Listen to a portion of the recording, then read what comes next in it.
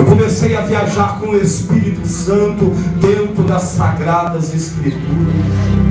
E comecei a notar, a reparar, a meditar. Cada ser, cada homem de Deus que teve um chamado, que foi levantado, que foi escolhido por Deus para fazer a obra. E observei que todo homem, que toda mulher chamado por Deus dentro das Sagradas Escrituras tiveram que abrir mão de tudo, tiveram que deixar tudo para trás. Eu me encontrei com Abraão. Abraão era um filho rico, um homem que tinha uma herdade para herdar do teu pai na terra de Ur dos Caldeus. E quando ele ouviu o chamado de Deus, ele larga tudo e parte em direção do deserto, sem beira, sem eira, sem destino. Ele larga a sua família, ele larga a sua descendência, ele larga a sua herança e parte de encontro ao Deus que o convocou, ao Deus que o chamou. Eu vejo José. José era um príncipe, um dos 12 da tribo de Israel, filho de Jacó. Para José ser um rei, para José ser um governador, para José herdar as bênçãos celestiais, ele teve que largar as bênçãos materiais, ele teve que deixar de ser um príncipe, ele teve que deixar o seu legado, ele teve que abrir mão da sua prosperidade, do seu nome. E ele parte em retirada ao Egito, e ali ele vive como escravo. E Jesus nos conta, ele nos fala que para o homem nascer é preciso morrer.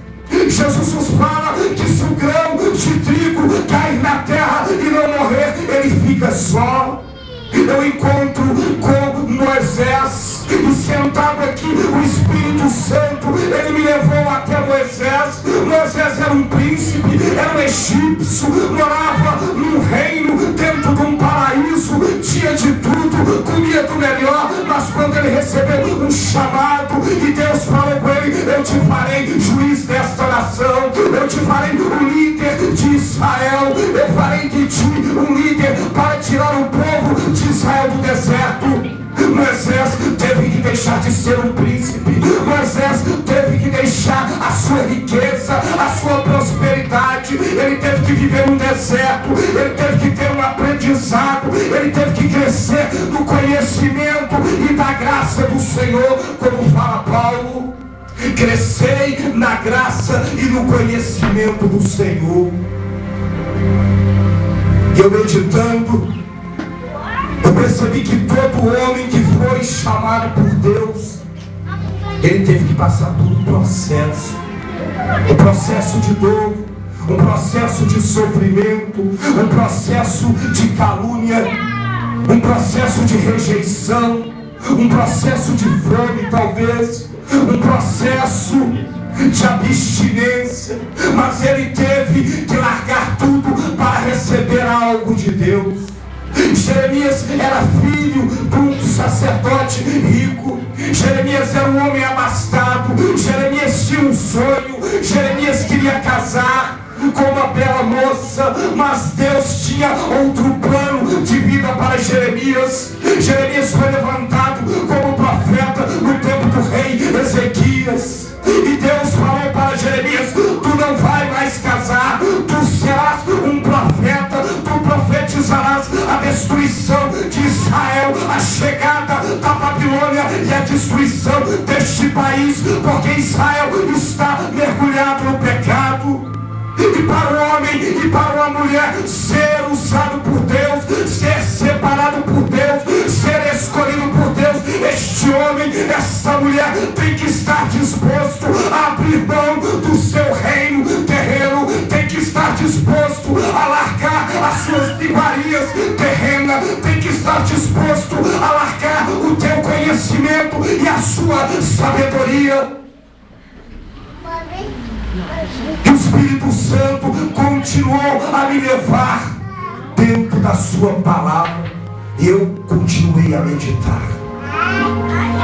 Porque o profeta, o ungido, a ungida de Deus, a profetisa, ela não fala aquilo que o homem quer, ela não fala aquilo que ela aprende na terra, mas tudo que o ungido e a ungida de Deus fala é aquilo que vem do céu.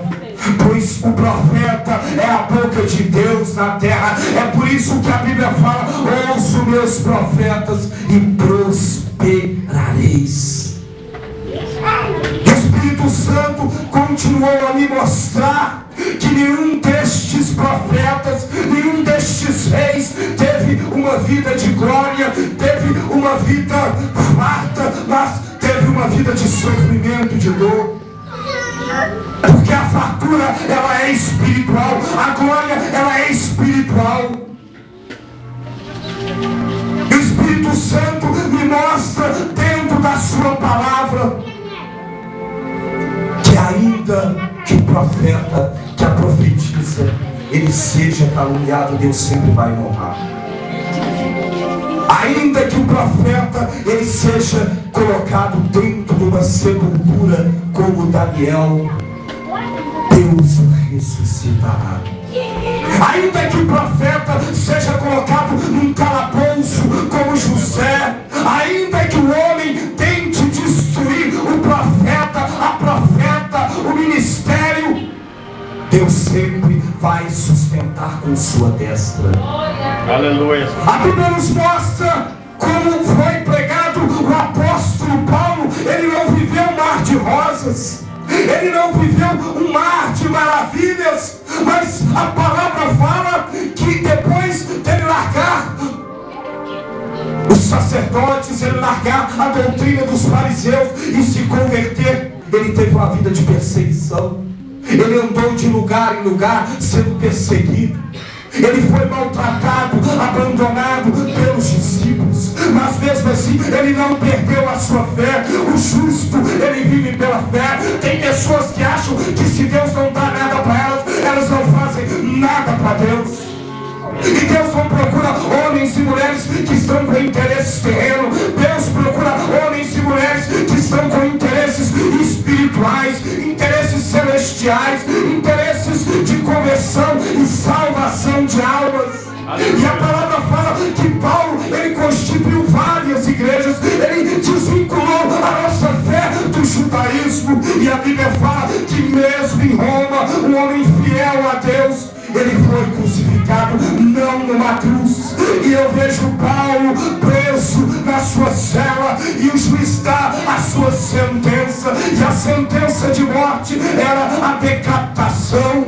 Um dos maiores apóstolos, um dos maiores servos de Deus, um dos maiores ungidos de Deus, um dos maiores escolhidos, um homem que disse: eu não sou uma das colunas da igreja, eu não sou um pai da igreja, eu não sou Pedro, eu não sou Tiago, eu não sou João, mas nem por isso Deus deixou de me usar, nem por isso Deus deixou de me levantar. Pelo contrário, o meu ministério tem se manifestado com poder, prodígios e milagres. Deus honra o seu profeta na perseguição, Deus honra os seus profetas na calúnia. E a palavra fala que Paulo parte para o matadouro. Paulo parte para o seu encontro com Jesus.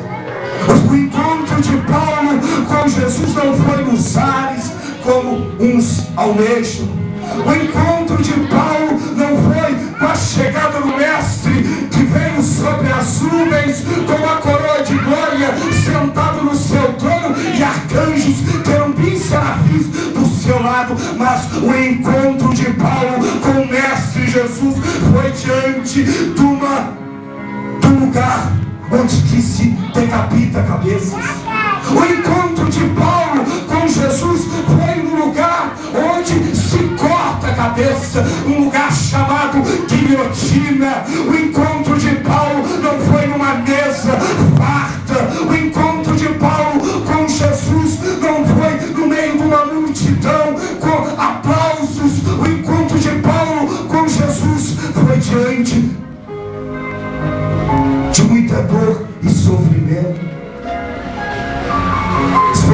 estudar a Bíblia, todos os homens, todos os servos de Deus que completaram a sua missão, que fizeram uma grande missão na terra, tiveram seus corpos dilacerados como Pedro. Pedro foi pregado de cabeça para baixo. Uns foram queimados a fogo, outros foram picados, cerrados ao meio. E Paulo procurou ser um discípulo de Cristo. Eu quero agora entrar nesta palavra de Filipenses capítulo 2. A visão espiritual de Paulo era tão excelente, era tão perfeita, que a visão dele era ser igual a Cristo e ensinar o povo, ensinar a Israel, ensinar os gentios a ser igual a Cristo. Mesmo Cristo sendo Deus, não usurpou ser igual a Deus. Antes se esvaziou e se humilhou. E na forma humana foi obediente. E foi obediente até a morte de cruz. Aleluia. Ei, olha o exemplo de Paulo. E Paulo, no mesmo sentido, ele seguiu o caminho do mestre. Ele morreu como mestre. Ele foi sacrificado. Às vezes achamos que não podemos porque sofremos muito. Às vezes reclamamos porque somos muito perseguidos. Às vezes andamos chateados porque as coisas não é da forma que a gente quer. Não recebemos a glória devida que achamos receber. Não crescemos da forma que almejamos. Tudo é feito conforme a vontade de Deus. Tudo é feito conforme Deus quer e não como você quer, meu irmão. Deus te escolheu, te chamou para a igreja e te capacitou para fazer aquilo que Ele quer e não o que você quer. Aleluia. Não sei se vai ser como um Paulo decapitado ou como Jeremias cerrado no meio, apedrejado. Não sei se vai ser como Pedro de cabeça para baixo. Mas aprenda que na presença de Deus Deus vai fazer com você aquilo que Ele quer e não o que você quer. Aleluia. Glória a Deus. E mesmo no sofrimento, mesmo na dor, quando você dizer: Senhor, eu não aguento ser crente, eu não aguento ser cristão, você vai orar a Deus como Paulo e vai pedir a Deus que afaste de você a sua dor, a sua aflição, a sua necessidade, o seu sonho. E o Senhor Jesus vai te dizer: a minha graça te basta, a minha graça te basta, glória a Deus, a minha graça te basta, porque Ele se aperfeiçoa na fraqueza. Glória a Deus. Ele vai falar: a minha graça te basta. Quando alguém te perseguir, Ele vai te dizer: a minha graça te basta. Glória a Deus.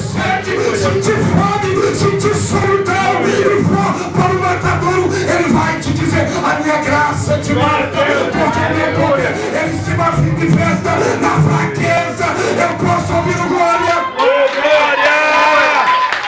Aleluia!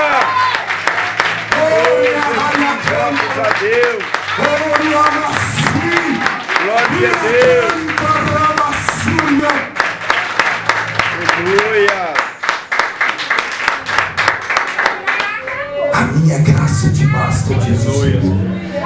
Aprenda isso, viva isso, materialize esta palavra na sua vida. Você não precisa ter nada, você não precisa ter aparência, você não precisa ter dinheiro, porque a graça de Cristo te basta. Glória a Deus. Ei, quanto mais pequeno você achar que você é, mais grande para Deus você vai ser, porque Jesus fala que aquele que é pequeno é que ele é grande nos céus.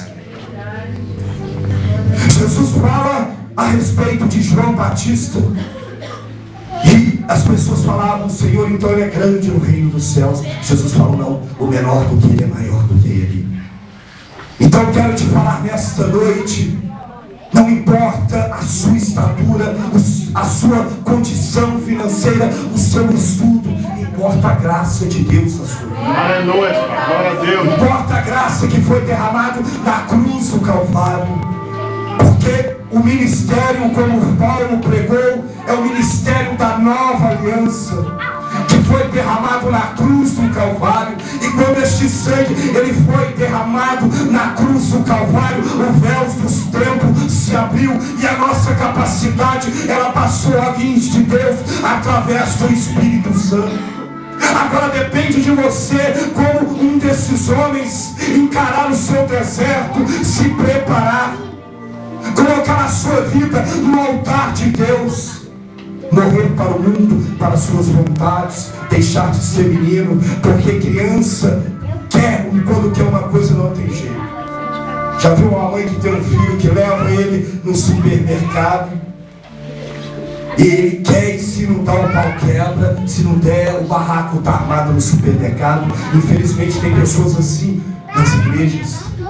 Elas são como criança, elas querem o ministério dela do jeito delas, elas querem que aconteça da forma delas. Imagine bem se Jeremias falasse: Senhor, apedrejado eu não morro, e Paulo, decapitado eu não vou, e Pedro de cabeça para baixo não. Ei, Jesus te chamou para caminhar com Ele da forma que Ele quer e não da forma que você quer. Jesus te convidou para andar com Ele e fazer aquilo que Ele quer e não o que você quer. Então você vai ser sempre envergonhado, você vai ser sempre decepcionado, você vai ser sempre entristecido. Comece a morrer. Jesus fala em João, se não me fala agora, é capítulo 12 ou 13: se o grão de trigo cair na terra, morrer e não morrer, ele fica só. Você vê uma semente, ela só germina e dá fruto quando ela morre. Nós temos que morrer para as nossas vontades, os nossos desejos. Mas Senhor, eu vou sofrer muito. Senhor, é muito duro eu deixar de fazer o que eu gosto.